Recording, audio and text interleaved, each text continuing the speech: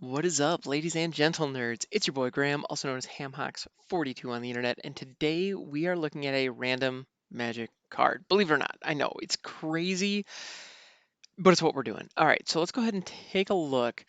Today we are looking at Arc Blade. It is a sorcery for 3 generic red, and it is Arcblade deals 2 damage to target creature or player. Remove Arcblade from the game with 3 time counters on it. Huh.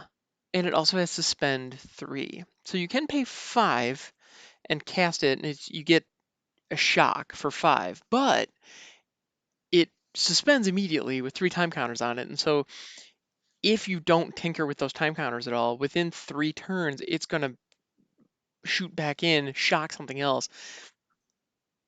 That's pretty cool. So if you pay 5 and get an immediate use out of it, then all of a sudden you are you're getting a shock for 5, which is not a great value, but in 3 other turns, you're going to get another shock for free.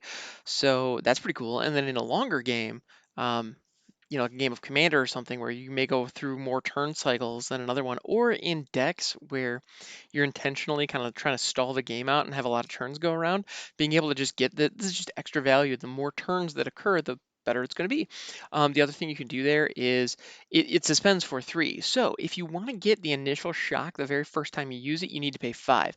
If you're not too worried about that and you just want to get the engine started so that every third turn you just get a shock for free, you can start that by paying 3. Now, that's your entire turn 3 is just getting on the line. You get no damage, you just exile it with 3 time counters on it. That's it. So I don't think that this value really matches the mana cost because best case scenario, if you suspend it on turn 3, your very first shock is on turn 6. Ugh, like that's not great. Um, but and then your next shock is on turn 9. And so at that point, you've still spent 3 mana. Like you have to go 9 turns into the game in order to just get the value of casting 3 shocks. And it's just, I don't know, it's not quite there for me, I don't think. Um, Unless you are in a deck that can leverage synergies with Suspend. Because the moment you put this in a deck with Joyra's Time Bug, which is an artifact creature, I don't remember its stat line exactly. I think it's like a 1/1 for 2 or something like that. And you can tap it to add or remove a time counter from any spell you have in exile. So that actually could make this go by significantly faster. And so then all of a sudden, every other turn, you have a shot coming in. Now that is value. That's considerable. Um, yeah, this actually is reminding me very much of one of my favorite burn spells from back in the day, um, called Pulse of the Forge. Now, Pulse of the Forge was printed in Dark Steel, which was the second in the original Mirrodin block, and it predates Planeswalkers. That is very important to note. So Planeswalker cards didn't exist at all. They weren't a thing. So when you look at a copy of Pulse of the Forge from Darksteel, it specifically says, I believe it was from Darksteel, Darksteel Fifth Dawn. It was one of those. It was the Mirrodin block. It is a sorcery for 3. It's a generic and 2 red, and you deal 4 damage to target player. And if that player has a higher life total than you do, return it to your hand. Now here's the fun thing. When planeswalkers were introduced, all burn spells that could target players were also modified so they could target players or planeswalkers. And flavorfully, that makes sense because the player is theoretically a planeswalker. So if I have a spell that can hit a player, then within its same sphere of influence would be other planeswalkers. So, okay, that makes sense. Whereas when you're summoning a creature, um, you're summoning a servant to fight for you. Where when you're calling out a planeswalker, you are bringing in an ally that's kind of at your same power level, or at least thematically, that's the idea. Um, so this kind of reminds me of that. But anyway, the reason that Pulse of the Forge rules is because you can now target planeswalkers with it, tick them down for 4, and then if their owner's health total is higher than yours, you then get to return it to your hand. So if you have enough mana late in the game and your opponent has a higher life total than you, that can just be like a board wipe for all their planeswalkers, and that's just cool. A usage that it was never intended with that spell, because it was clearly the idea is you burn your opponent's face at a decent rate. I mean, 4 damage for 3 is not amazing, but it's not terrible. But then if you need it, if you're behind in the game, or at least behind on your life total, you get to pull it back in your hand and do it again. And so that's the thing. While 4 damage for 3 mana isn't a wonderful rate, 8 damage for 6, that's not bad. Like the moment so anyway, and that's what it could be if your opponent it has a significantly higher health total than you do.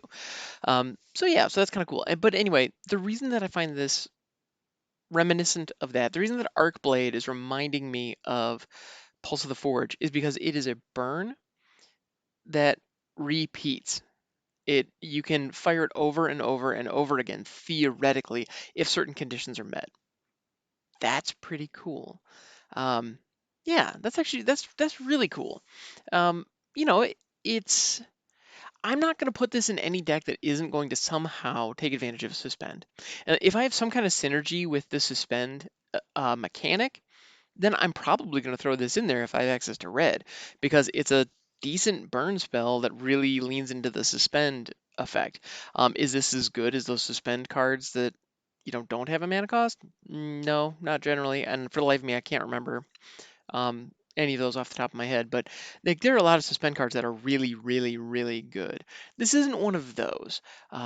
But yeah, if you're leveraging suspend counters in any reason, I believe so. There's Joyra's Time Bug. I know there's some, although there's also the original Joyra card that allows you to suspend anything. So in a deck with her, I wouldn't bother doing anything of the sort.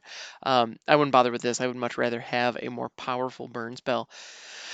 Yeah, I don't know. All in all, I think this card is fine. It's interesting. It's not amazing. It's not blowing my mind, but I'm not mad at it. Like, it's this actually is the kind of card that I really enjoy. I think Magic needs more cards like this that really lean into specific mechanics. Although I suppose um, that type of card that I'm thinking of is really great for limited. I wouldn't be surprised if there was a suspend deck that you could actually run in Future Sight based on the cards that were around it. I would actually be really surprised if there wasn't a legitimate suspend deck, because that's one thing that it's very clear if you look at sets with the limited perspective. It's very clear that when they build out a new mechanic, they try to create enough cards in the set that you could very consistently put together a limited deck based around that mechanic and have it function fairly well. You can see that with Mutate, you can see that with Cycling, where these particular effects, they have payoffs at different mana levels, or they have different, like certain colors are better than others, so that you can lean into those when you're drafting. That type of thing. And I have no doubt that Suspend was treated with very much that same mentality. I have no doubt that there are suspend cards like that, or there's a suspend package that could include Arcblade that you could build in Future Sight Limited. I'm not super familiar with the set, but I'd be shocked if it didn't exist. All right, let's talk flavor. So I do appreciate the idea of Arcblade. Arc is ARC, which is actually the term for a the term for a charge of electricity that shoots between 2 points. And so what we see here is we actually have a large, well, it looks a large curved, what looks like an electric beam that is firing out over some type of a landscape. It looks like perhaps a desert, mountain, mesa type situation, or it's underwater. I can't quite tell. One of those. Anyway, regardless, you have this very large blast of power that actually looks like it is electricity arcing in a very wide arc around 2 points. So, like, thematically, that kind of fits. And also the idea of that, the mechanics of it pulsing. You think of it's reminding me very much of, I believe it's a Jacob's ladder, the electric where you have the two electric poles, or the two poles, and there's a little bolt of electricity firing between them that's constantly moving. That it reminds me very much of that, and the idea that mechanically this functions in this pulsing fashion, and the effect, it is 2 damage in red. That is shock, which is another little blast of electricity. So the fact that it's reminiscent of that, the fact that it's on point, or thematically it matches all that, it's pretty cool. It's also interesting because it's only 2 damage, but the artwork is clearly just displaying a much larger blast of destruction. And that's the one thing that it doesn't quite encompass there, is the idea that that destruction occurs over multiple pulses. That's something that isn't exactly present in the art, but that's fine. What it does definitely show is a bigger hit to the area around it than you would expect 2 damage to represent. So yeah, it's interesting. So this is a pretty cool little red card. It's a sorcery, rather than an instant. Actually, now that I think about it, are there any instants with suspend? I'll have to check that out, because I don't know how that would work. Like, that feels like it would be awkward. Anyway, so this has been Arcblade. Very cool, everybody. Thanks so much for hanging out. I appreciate you. Stay safe out there, and I will catch you next time.